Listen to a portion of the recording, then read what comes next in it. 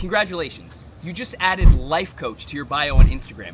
You're a brand new life coach, and here's 10 pieces of advice I have for you that I promise will increase your chances of success.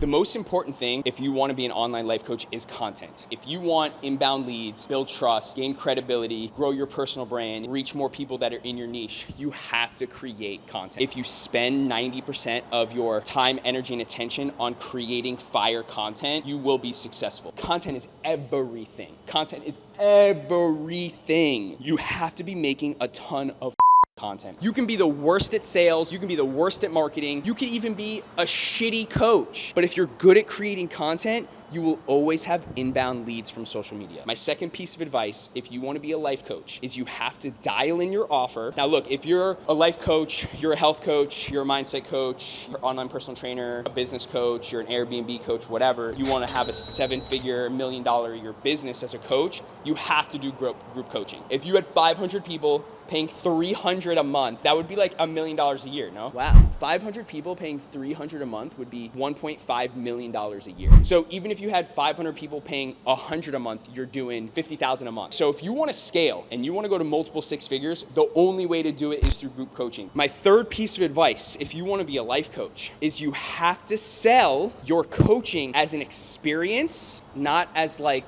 a line item on a menu. You are selling an experience. You are selling a feeling. If their problem is they feel stuck in life, if their problem is they're 29 years old, they're working at a restaurant, they're sleeping until 2 o'clock, they're smoking vape pens and playing video games all night, our goal as a coach is not only to help them find the solution and guide them there. Obviously, that's the end goal. We want to take them from point A to point B, but what we're selling is the experience. This isn't like, you get 30 minutes of my time. This isn't like, oh, you'll stop smoking cigarettes. No, we're selling this whole experience of working with us. And every second of every single day, you're gonna feel better. You're gonna have more motivation. You're gonna feel more ambitious. You're gonna be more disciplined. Your habits are gonna be so dialed in. You're gonna feel like you're in control of your life. Hey, that's an experience with us as coaches. We're not selling an end result. We're selling a feeling. And what happens when you go through an experience like traveling, you get a certain emotion that you feel in your gut, that you feel in your heart. When you're having discovery calls with people that are interested in working with you, never ever say, oh, you're gonna get 45 minutes of my time every single week, and you're gonna get this access to this app, and you're gonna have access to this private community, blah, blah, blah. No one gives a about that. You need to sell it like this. As you work with me, you're gonna start to feel so much more in control of your life. You're gonna wake up with this sense of hope and this feeling of control. You're gonna be so disciplined. Your habits are gonna be so locked in. You're gonna experience life so much differently. Your mindset is going to get so big that you're gonna start to see who your friends are and who your friends aren't. And because of all of that, this experience is going to be life-changing for you.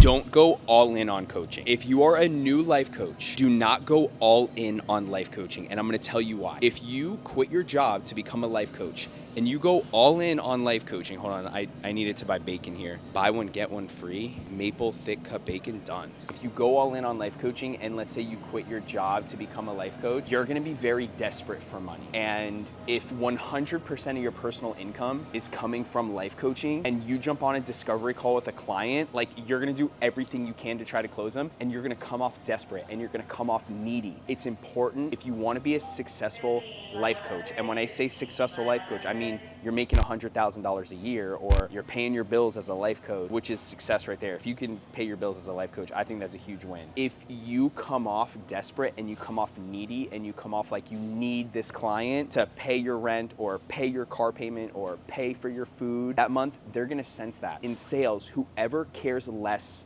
wins. I'm gonna repeat that. In sales, whoever cares less wins. You work at a restaurant or you have a full-time job right now that's paying your bills, that's consistent income, and you want to become a life coach, work both jobs. Don't go all in on life coaching because you're going to come off needy to the people that you jump on discovery calls with. And when we come off needy, people can sense that and they won't want to work with you. So don't go all in on coaching. There is a book that you have to read. It's called The Prosperous Coach by Rich Litvin and Steve Chandler. If you want to get more clients, if you want to make more money as a life coach, you have have to have coaching conversations. And coaching conversations are very specific. A coaching conversation is a conversation in which you invited someone to have said coaching conversation. It's very important that you invite people to formal coaching conversations. So what I did and how I applied this to my life is I would reach out to people. I would coach them without them knowing it by asking very deep, open-ended questions. What are some of your goals? What's stopping you from reaching your goals? What do you need to do to reach your goals? What do you need to stop doing to reach your goals? And if you had an excuse on why you can't do those things, what would be your excuse? Is at the end of the conversation, I would say, hey, Matt, man, I really enjoyed this conversation. I would say, Zach, I honestly, like, this call is something I needed. Because when you coach people without them knowing and you're good at it, they will say, Zach, this was the best phone call I could have ever had today. Zach, this was a call and a conversation that I needed more than anything right now. And I would say, Matt, I'm so glad to hear that. You know, I think you'd benefit from having a formal coaching conversation with me. I'll coach you. Let's see where the conversation takes us. And if that call helps you even more, maybe we can work together. So inviting people to having a formal coaching conversation where they know they're being coached.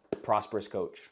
My sixth tip for new life coaches: never coach anyone for free. You're gonna wanna coach everyone. That's the thing, when you become a life coach, you think you can coach everyone, and you can coach everyone because you know how to help people because you're a life coach. I'm fully confident that if you're a life coach right now, it's because your life is going really well, it's because you're in a really positive place, you feel on top of the world, and you know for a fact that you can help people. And I'm confident you can, but don't try to help people for free. And I'll tell you why. You're gonna end up wasting your time. I've helped so many people for free, and I regret it every single time. I've probably tried to coach over 100 people for free just because I knew I could help them without giving a lot of my time. And if I can help someone, why not help someone? A lot of people fall into this trap. They know they can help someone easily. They just try to coach them for free. When you don't pay for anything, you don't really care if you lose it. If you get something for free and then you lose it, you're like, not a big deal. If a client is getting coached for free and they're getting your services for free, they're not gonna take it seriously. When you have nothing to lose, you don't care. But if you invest $1,000 a month, then you will actually do the things that you say you're gonna do. You're gonna wanna coach everyone. And I'm confident that you are going to be a good coach. Don't coach anyone for free. Don't ever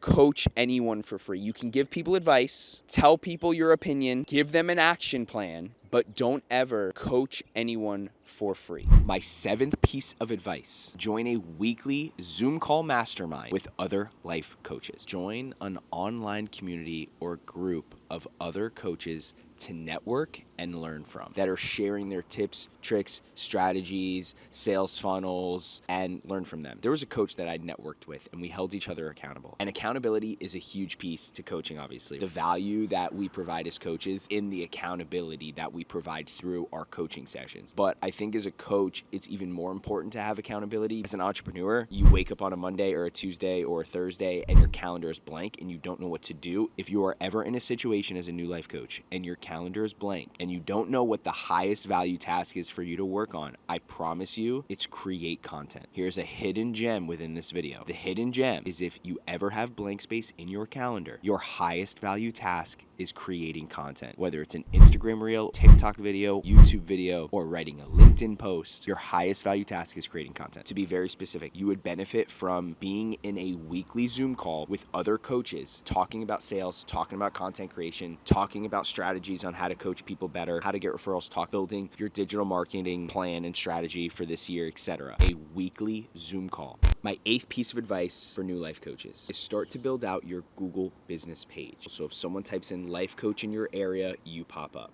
I don't know if this is gonna focus or not, but Life Coach Zach is #1. I have tried this, experimented from other people's phones. I even went to the Apple store and went on 10 different iPhones and typed in Life Coach, and I was the #1 life coach that popped up. Start building out your Google business page and collecting reviews. I am the #1 business that pops up on the front page, and I haven't paid $1 for that. Just in July, I had 45 people Google Life Coach. My business popped up, 45 impressions, free. And these are people that are searching with intent. This isn't just someone scrolling on TikTok or scrolling on Instagram. They're They're literally going on Google and typing in life coach. 11 website clicks. So 11 people Googled life coach because they're interested in hiring a life coach. They saw my page and they visited my website. I'm getting free exposure. This is just in 1 month. 11 people visited my website from Google. Oh, here's actually a hack for the hack. If you want to collect Google reviews, and what I've done to help me get 36 Google reviews is I will write up the review for my client and I will text it to them. Hey, if this review is true, do you mind posting this on Google? And I'll write them a review that is true. I reached out to Zach from Instagram. My most important goal was running a 10K. I worked with him through his group coaching program. I lost 30 pounds and Zach really changed my life when it comes to my physical and mental health. I'll write it up for him. I'll send it to him. I'll say, hey, if this is true, do you mind posting it to Google? And that's how you're going to start collecting Google reviews. So my 8th tip, start optimizing your Google business page. Tip number 9, you got to be flexible and adaptable. Every person needs to be coached differently. Some people you need to be really hard on. Tell it to them straight. Yo, you're being a